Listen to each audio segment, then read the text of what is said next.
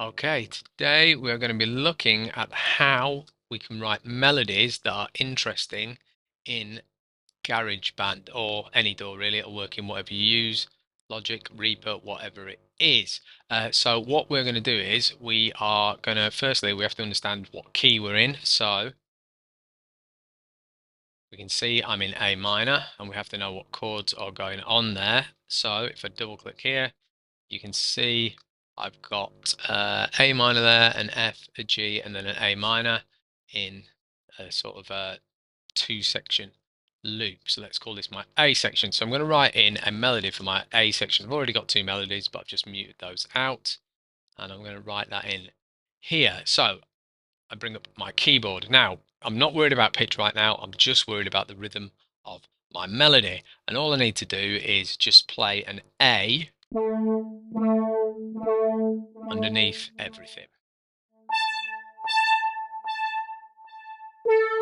There we go, I'll put it in that pitch there. So I'm just going to hit record and I'm going to listen to what's going on, and I'm going to record in an interesting melodic rhythm underneath my chords, just using that single note, which is A.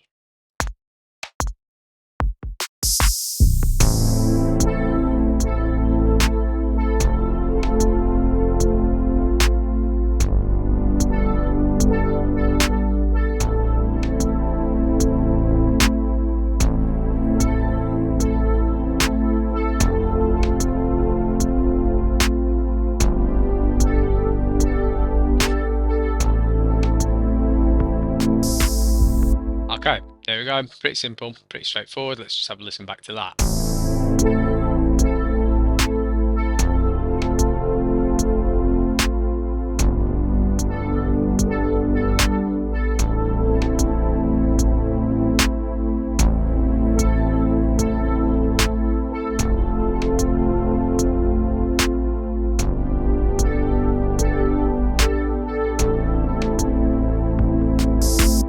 Rhythmically, that sounds quite nice, but it's not very interesting because it's just one note. So now I'm going to look at how I can change the pitch of some of these notes to make it more interesting.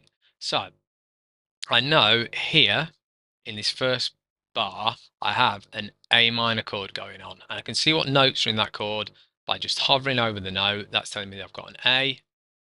If I highlight this, it's telling me I've got a C, and I've got an E. So I know any of those notes will fit underneath there. So I've got my A, and I'm going to move this A up to another note that's in the chord, which is C.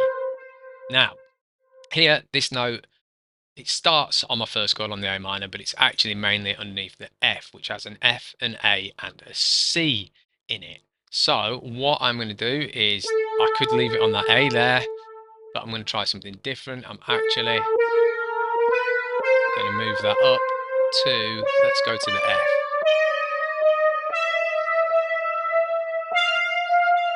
And let's just have a listen to what that first bit sounds like now.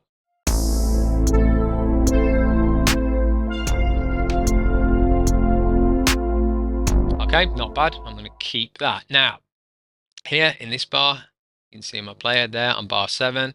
I know I have a G. So I've got a G, a B, and a D available to me. So if I take this first note, and let's sort of go for a shape. We're going to go up in shape because we can think about our shape as well. And then it's going to drop back down, and I'm going to go B,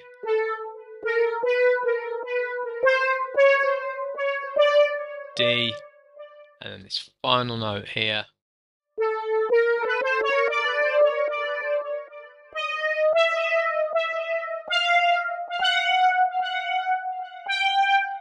I can push up to G and just make sure it's still rhythmically in the right place. And let's have a listen to this now.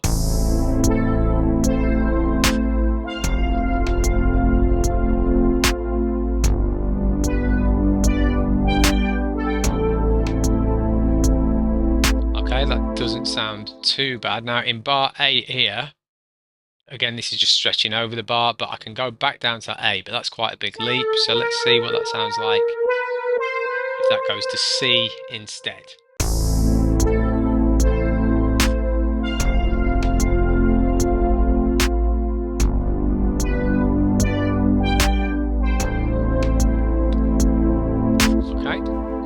like that. Let's just put this note here. I think I moved it off the rhythm. You've got to be careful when you do this, because when you pull the notes up and down, you can move where they are in the bar and it might mess the sound up a little bit, but that should have fixed it. Okay, now here, again, in this bar, I know I've got an A minor chord. If I look up here, I can see it's underneath the A minor, so I've got an A, a C, and an E available to me. So I'm going to go E and C, and then again I've got my F, my A, and my C available here because it's that F chord.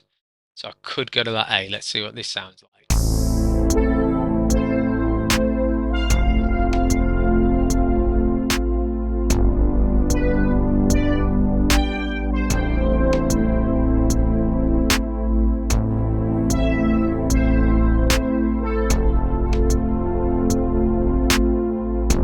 Okay, and what I'm going to do here for my last two chords here, I have my G available to me, and I'm going to again try and copy this shape so I've got a sense of shape to my rhythm. So what note have we got here? We've got an A. What I'm going to do is shift Option and up to jump that an octave.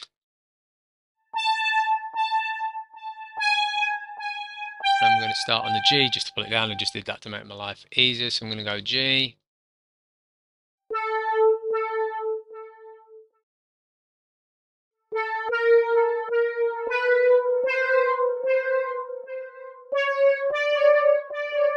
D.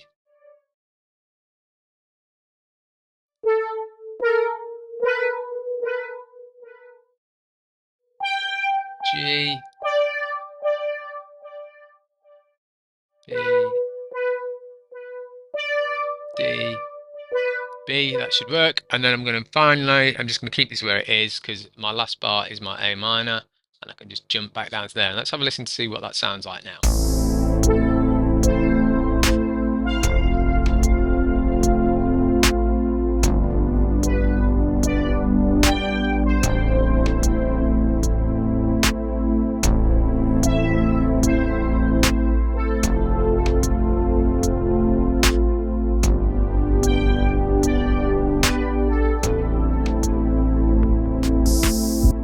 There we go. The only thing I don't like about it is I'm just going to play around where this note falls. It doesn't quite sound right.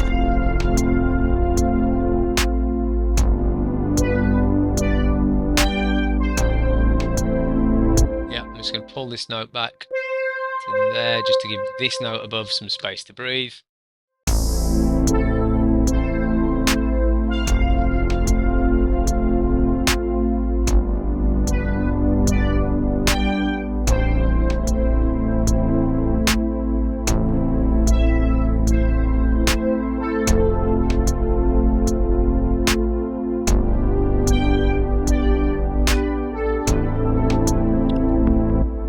There you go. I've got quite a nice melody there that fits in with the feeling of the song, with the feel of the song. That sounds really, really good.